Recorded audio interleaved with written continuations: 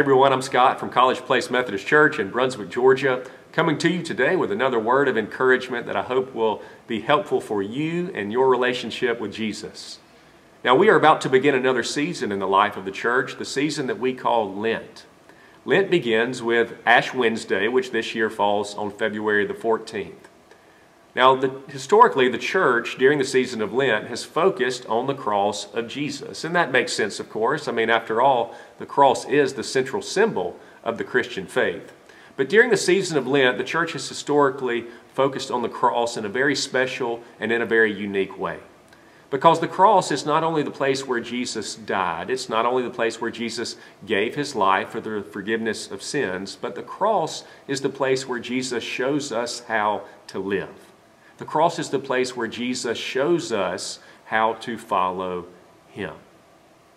All throughout his life, Jesus was inviting people to follow him.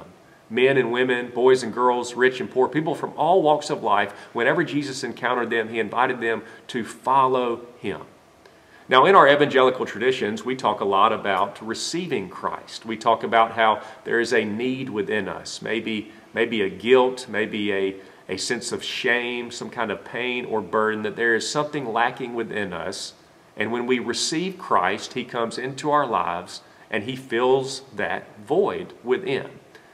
But receiving is only the first step in the journey with Jesus.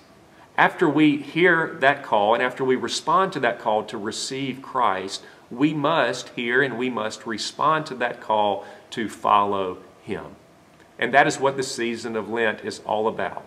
The season of Lent is all about looking deep within our hearts, within our souls, into those places in our lives where maybe we are not yielding control over to Jesus, looking at those places, handing them over to him, and heeding his call to follow. That is what we want to do here at Place Methodist Church. We want to be a people who follow Jesus along the journey of life to become his truly engaged followers, to become more and more like him so that the world around us can see him more clearly through our love and through our actions. So, as we move into this season of Lent, how are you following Jesus? Where in your life are you hearing his call to follow him? And what first next step can you take to follow in obedience? So will you follow Jesus with me this season of Lent? Will you follow Jesus with Place Methodist Church during the season of Lent? Will you follow the Lord all the way to the cross and all the way to the empty tomb?